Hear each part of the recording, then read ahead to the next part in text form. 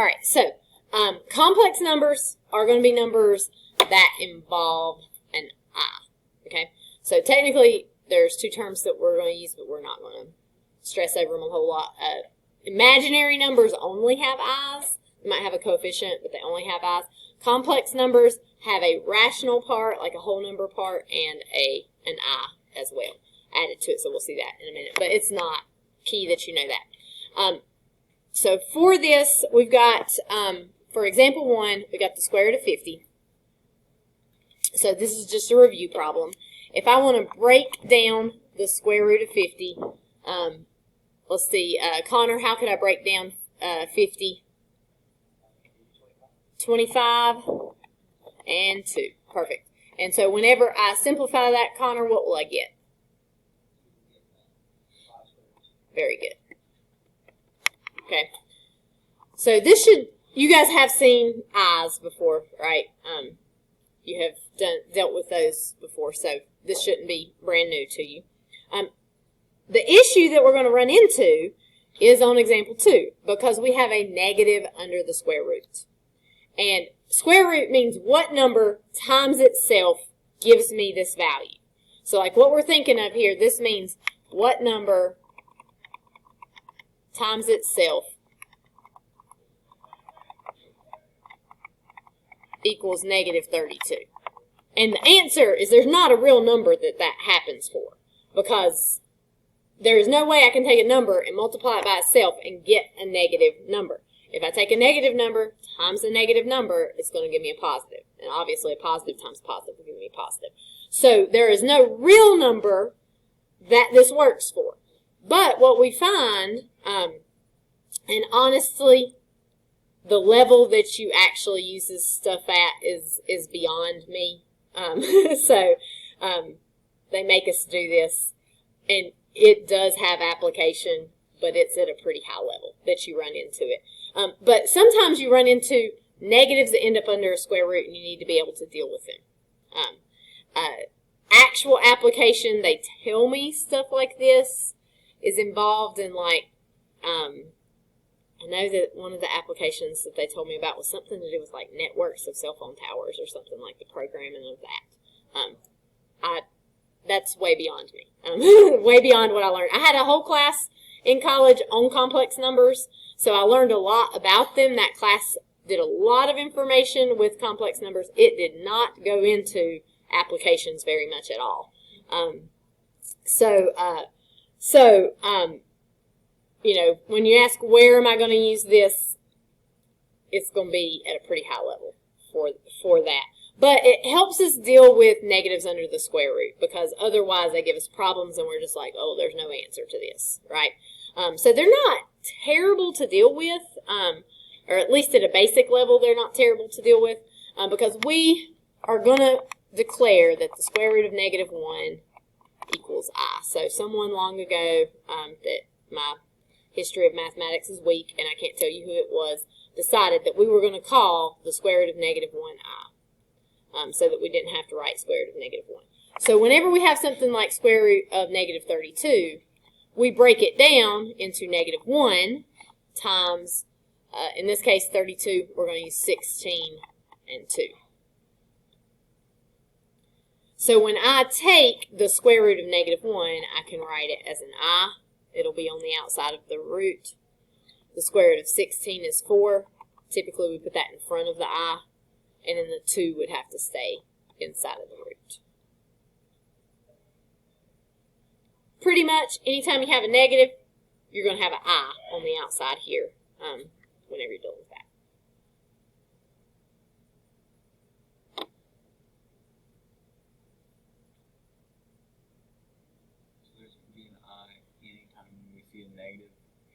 Inside of the square root, yes.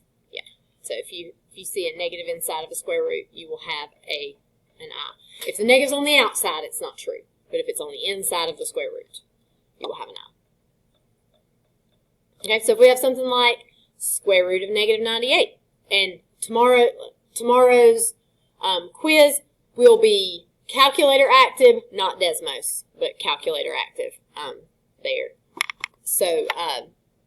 So I've got, and please make sure that you bring your Chromebook for me. tomorrow for that. Because especially when I give you a quiz on Delta Math, I'm going to use class-wise and I'm going to lock you to Delta Math because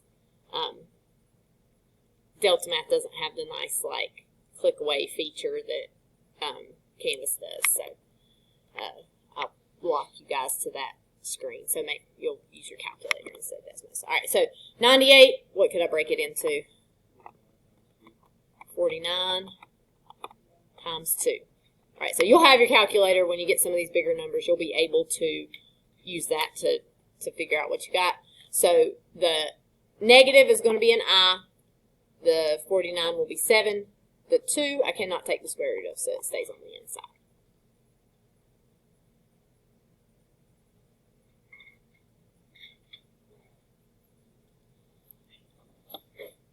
Okay, questions on that one?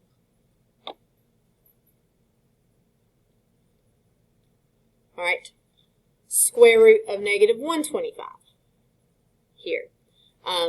Let's see, Kendall, what could I break square root of negative 125 into?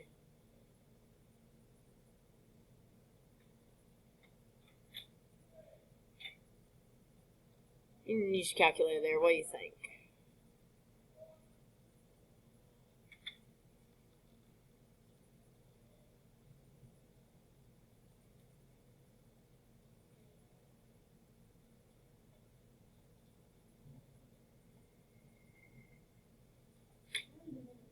Yep.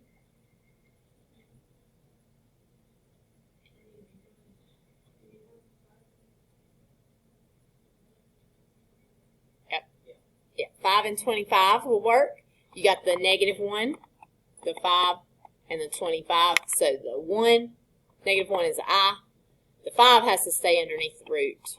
And the 25, when I take the square root of it, it's going to go on the outside and just be 5 for that. Okay, questions? All right. Okay, we are going to see some that look like this, where we have to break down several here. So some of these are going to be perfect squares. Sometimes I find students mess up on perfect squares because they're so easy that they try to make them more difficult. Square root of 64 is 8, so that's just 8. 48. What could I break 48 into? 16 and 3. 4 will go into it.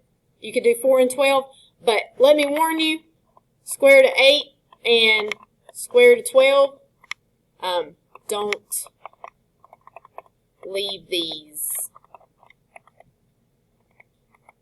in your answer.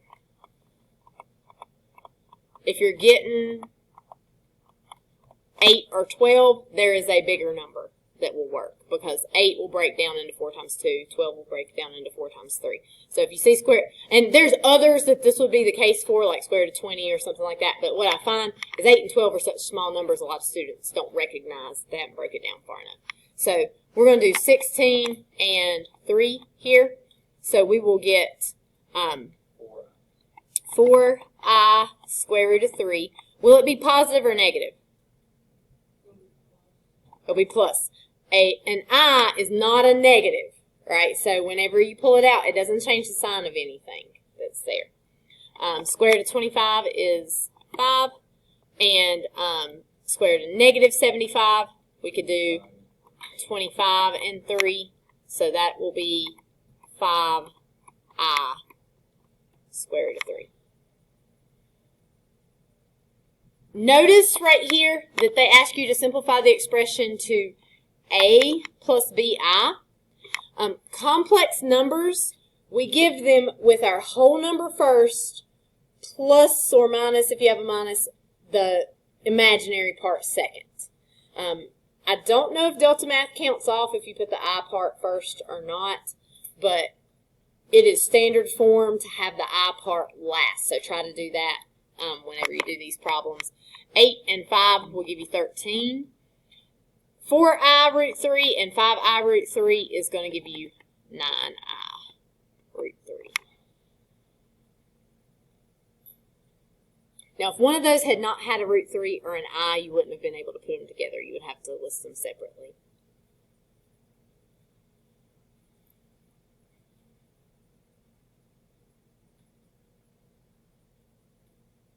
Okay, questions there? All right. Okay. This one I put on here because it has something different about it, because you have a cube root for it. So it also has this where we've got 3 times the square root of 9. So what is the square root of 9?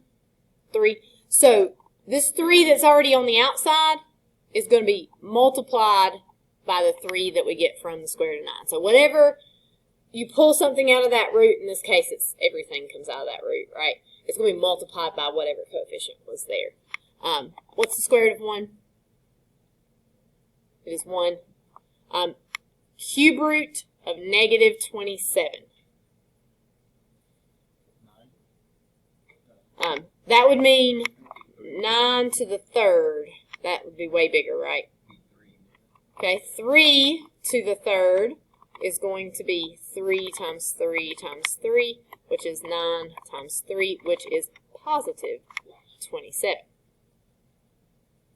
So the cube root of negative 27 is not 3. It is not 3i. It is negative 3. So if your root is odd, if it's a 3 or a 5 or a 7, but pretty much cube roots is the main thing you're going to see, you can have negatives. Because negative 3, if we do negative to the third power, if we do negative 3 times negative 3 times negative 3, we would get positive 9 times negative 3, which would be negative 27. So if you have a cube root, you're not going to get an I with that because it's possible to have negative numbers. So this is just going to be negative 3 for that part. So we got 9 plus 1 minus 3, and that'll give us 7 for our answer. But because you will do a lot more of the square roots, you want to put an I there whenever you see that. But for cube roots, you do not put I's. Cube roots will never have I's.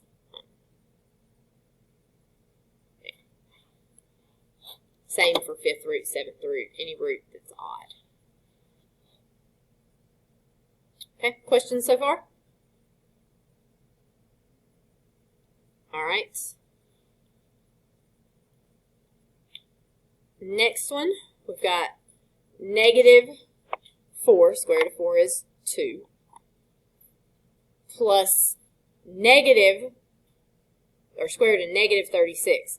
So square root of 36 is 6, but that was a negative 36, so what do I need with it? I. Then we'll get just 1 for the square root of 1, and what do we get for the last term? 7i. So we want to do our whole numbers first, so we'll get a negative 1, and then 6i and 7i will give us 13i. Okay, we're good here.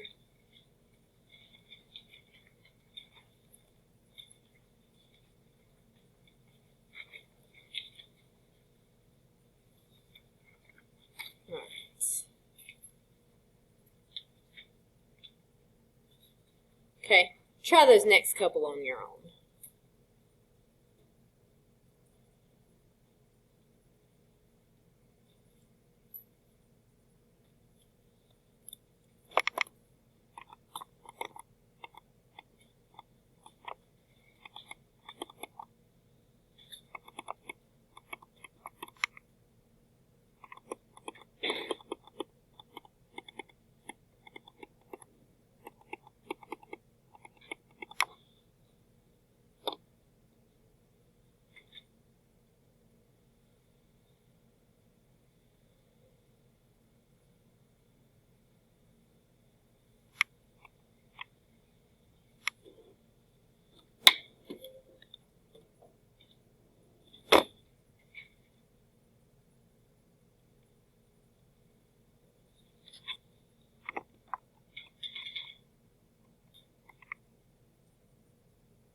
Do you guys know how to type cube roots into your calculator?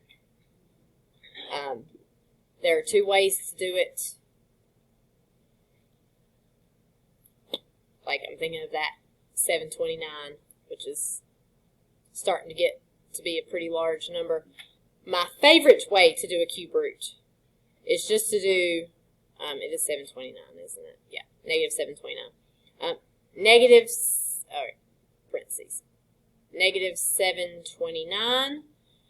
We can raise that to the 1/3 power. Oops, just the parentheses there. 1/3 power. So a cube root is going to be just something raised to the 1/3 power. I like that the best because you don't have to go to any special menus or anything.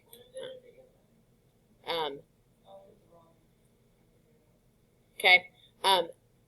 Or your other option is to go to, I don't like doing this one, it's math. And then number 4 right there is the cube root. And then you got negative 729. So that also works as long as you remember where it's at. It's underneath math if you want to use that.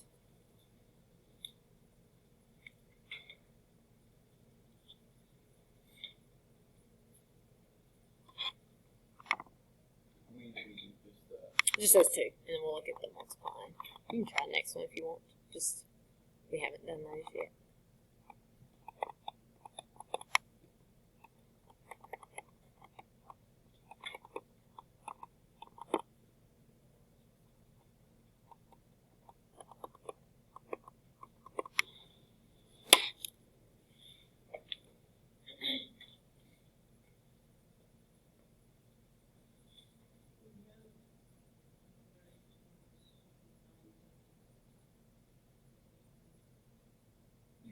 Yes, things do not have to be like terms for you to multiply them. They have to be like terms to add them together.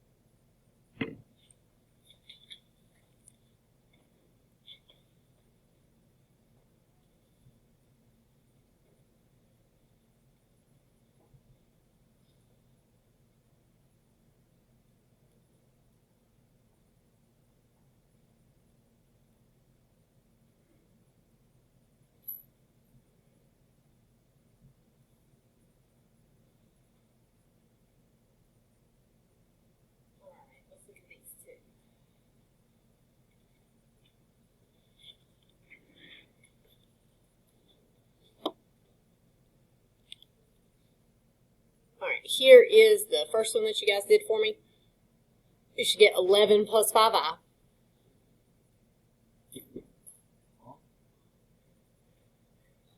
So your square root of 16 is 4. The cube root of negative 125 is 5. Negative 5. And then the square root of the negative 25 is the 5i. And because this is a negative 5, it's going to be multiplied by the 3 that was already out here. You will get a positive 15. And then negative 4 in that positive 15 will give you 11.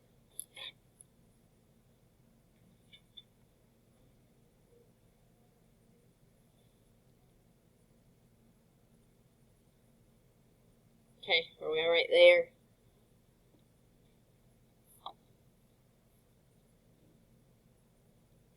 All right, next one, you should get 33 plus 21i. Similar to the last problem, you end up with a negative 9 right here, which gives you that positive 27.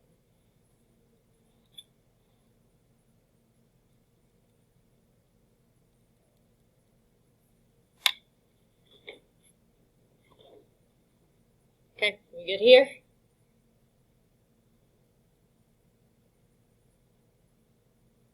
Okay. All right, let's multiply some. Okay. On multiplying, well, yeah, I'm going to just go ahead and give you this general recommendation here. Pull out all i's before multiplying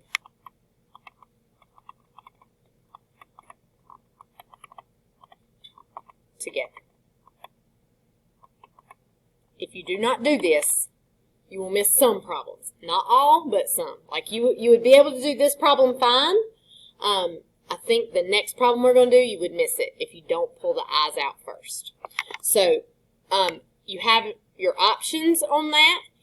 You could go ahead, like 90 will simplify. So you could go ahead and simplify 90 if you want. It would be 9 times 10, you'll get 3 root 10. I'm going to hold off. I'm not going to do anything except for pull the I out of this first one. So it's going to be I root 10 times 6 root 90. And to multiply two radicals like this, we are just going to multiply the things on the outside of the square root and the stuff on the inside of the square root. So 6 and I is just going to give me 6I. Right? It is okay to multiply those together. You don't have to have like terms to multiply. You do have to have like terms to add or subtract.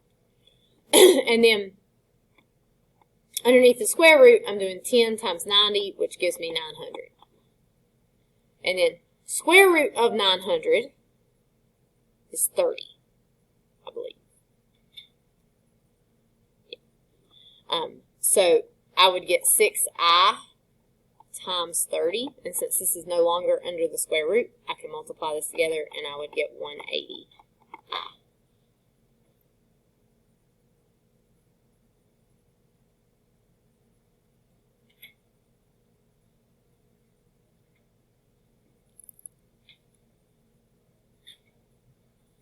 Okay, everybody good on that? Alright, let's look at the next one. Like I did 18 square root of 10 times 5 square root of 10. I simplified that. Yeah, you got the same answer though, right? Yeah. So you are welcome to do it like that.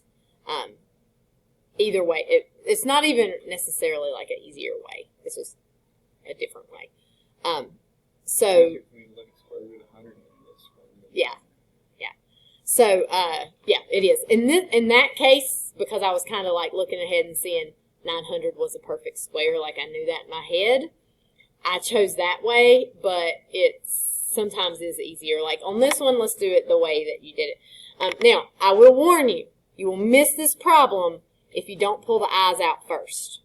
Okay. So I'm going to go ahead and I'm going to break both of these down this time. You don't have to.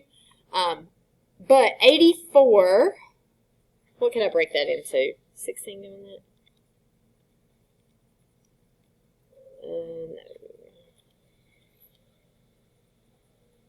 I think it's just going to be 4 and 21.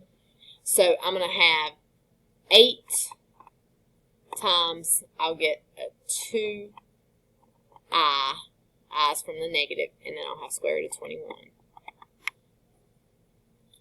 And then over here, I'll get 5i square root of 7.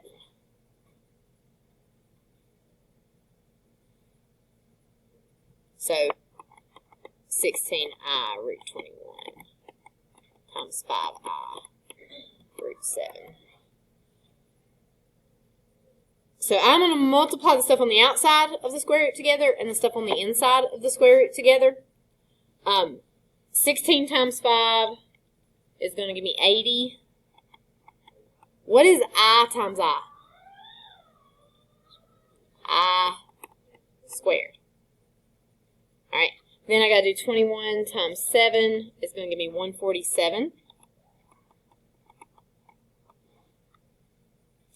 147 is a pretty big number. I think it will probably break down. So I think 49 is going to go into it. It does. So I've got 149 times 3 there. I squared. What does I equal? Square root of negative 1. If I take the square root of negative 1 and I square it, what do I get? Negative 1. So I squared equals negative 1. So that I squared, I'm going to replace it with a negative 1. So I've got negative 80 times 7 root 3, which is going to give me negative 560 root 3. And that would be my answer simplified all the way down.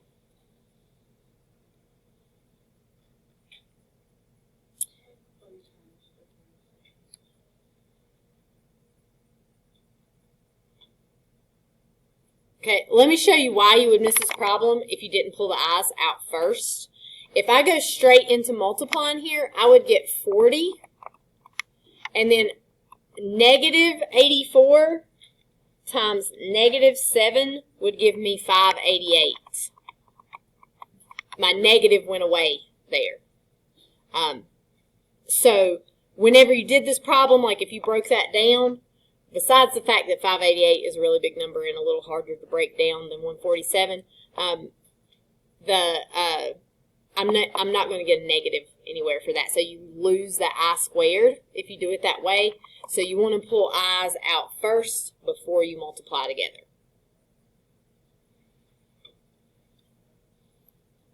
Okay, questions? All right, powers of I.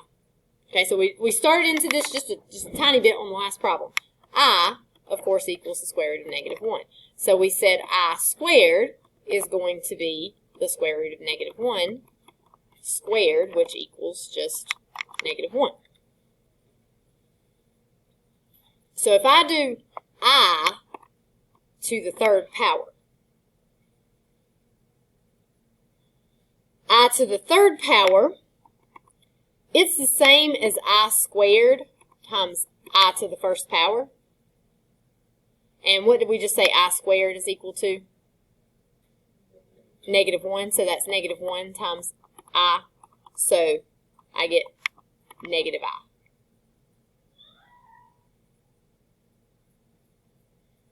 If I do I to the fourth power, I could break that into like I squared times I squared. Right? That would be the same as I to the fourth. I squared is just negative 1. And the other I squared is also negative 1. What is negative 1 times negative 1? 1. Okay. If I continue this, I to the fifth would be, I could write it as I to the fourth times I. And what did we just say I to the fourth was? 1 times I, so I would get I. And then I could keep going with this, right? So what we're seeing is I to the first power just equals I. I squared is negative 1. I to the third is negative I. And I to the fourth is positive 1. And then it's going to continue after that. So I to the fifth would be I again. And then I to the sixth would be negative 1. And I to the seventh would be negative I. And I to the eighth would be 1 again, right? And then it start over again, right? And I think this is where Coach Wood starts like auctioneering, saying I, negative 1, negative I, 1. Does he do that for you guys? You guys heard him. So it's just that pattern over and over and over again. So you can make this little chart that I've made all the way up to 32 if you want. But that takes too long. And sometimes they give us things like I to the 147 or something like that. So a better way to do this is, we know if our exponent is in an increment of 4, we're just going to get 1. for that. I to the 4th would be 1, I to the 8th would be 1, I to the 12th would be 1, I to the 16th. So if our exponent is divisible by 4, like we have here, then we're just going to get 1, because this could be written like I to the 4th 8 times, and I to the 4th is just 1 to the 8th, so that just be 1. Right, so you don't have to show that work or anything. If your exponent is divisible by 4, then you're just going to get 1. So we can use that even whenever our exponent is not divisible by 4. So like 21 is not divisible by 4. Right? What's the lowest number below 21 that is divisible by 4? 20. So I could rewrite this. I could make it I to the 20th power times I to the 1st power, right? That's the same as I to the 21st power. I to the 20th, what is it going to equal? It will equal 1 because it's divisible by 1. And then so I got this leftover I right here, so I'll get I for that.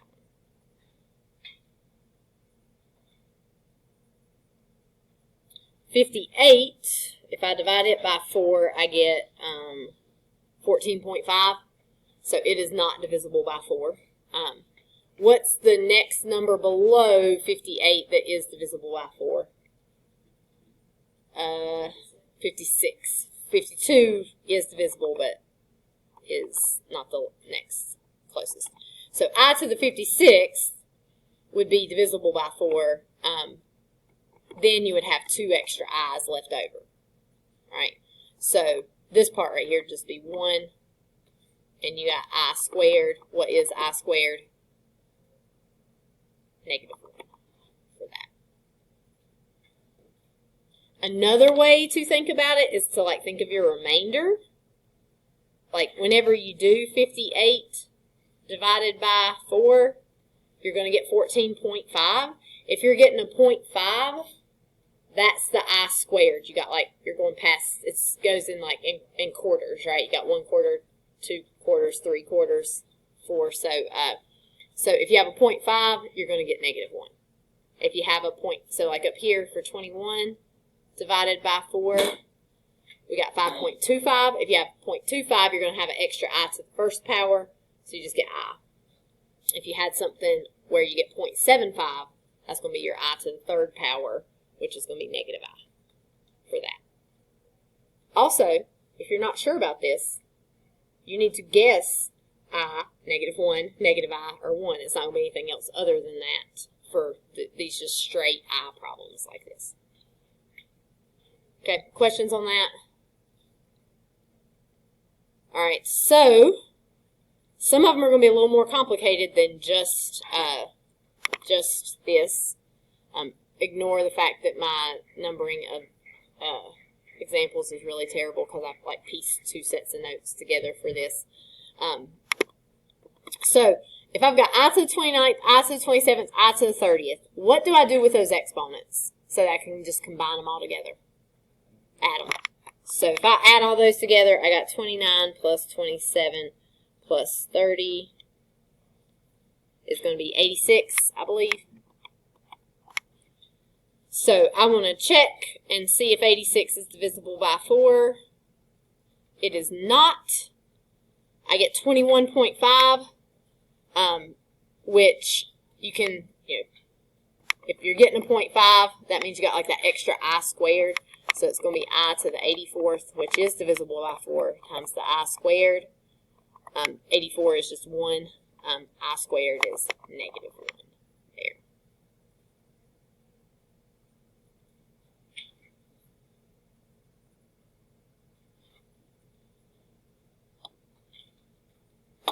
There. All right, adding and subtracting complex numbers. This is probably one of the easiest things from this section. So whenever you add and subtract complex numbers, just treat the I like an X and do what you would do if it was an X, right? So that negative right there on example 5 needs to be distributed. So you would get 4 minus 2I minus 4 plus 7I. and then just combine like terms. Positive 4 and negative 4 cancel each other out. Negative 2i, positive 7i is going to give you 5i. So just treat it like the I is an X. Next problem, same thing. We're going to distribute that negative, so we'll get 7 plus 2i plus 3 plus 3i. Combine your like terms. This time we're going to get 10 plus 5i.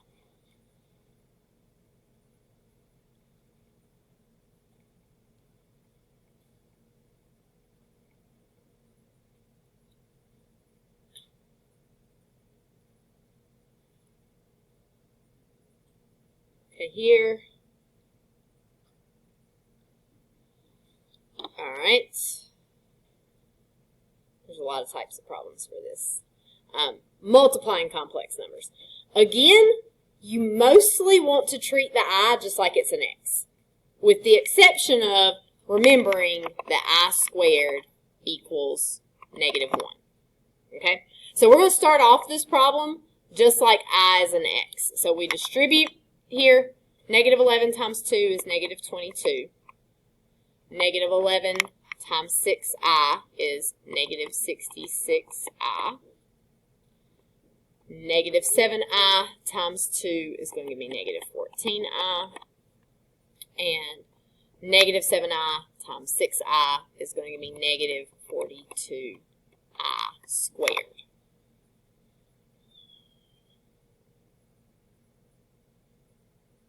So that is exactly what we would do if we just had an X there. Then we can combine our like terms, and we're going to change our I squared to a negative 1. So we got 22 minus, here 66 and 14 is going to give us 80i. And then we'll have negative 42 times negative 1. And so that negative 1 right there is going to give us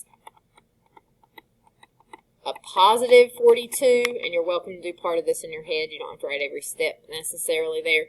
So I can combine this last term with that first term right there, and I will get 20 minus 80i.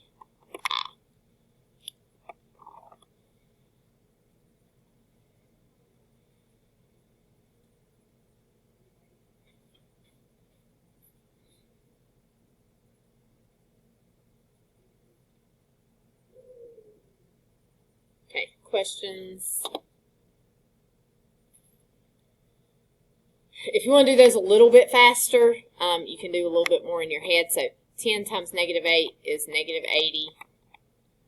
You'll get minus 80i. You'll get plus 40i. And then on this last one, like so in your head, you're thinking to yourself here that you've got positive 40i squared, but I squared is negative 1, so that is going to give you negative 40. Right here, that'll make you have to write a little bit less if you go ahead and do that in your head. And then that'll give you negative 120 minus 40.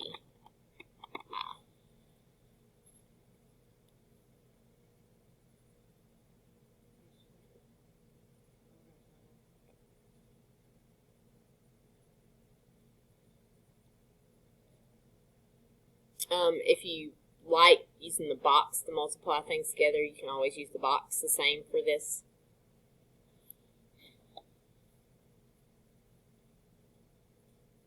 Alright. I think I just put those extra 2 on the end. I think we're good. I think I did this extra one here on the end just to show you guys one more time that you got to pull those I's out first, because the first time that I taught this before I used Delta Math, I may have taught this wrong for a few years, actually. I mean, it's a very minor point, but I did not necessarily make students pull the I's out first, and then we were missing them on Delta Math. I told them they could do it either way, but you cannot. You got to pull the I's out first. So I think that's why I have those extra problems there. So we're not going to do those because I want you guys to have a little time. So your assignment tonight that you have to do is the complex numbers. It's just going to give you a bunch of these different types of problems mixed together. So you got to know when to do what, and you got to do 12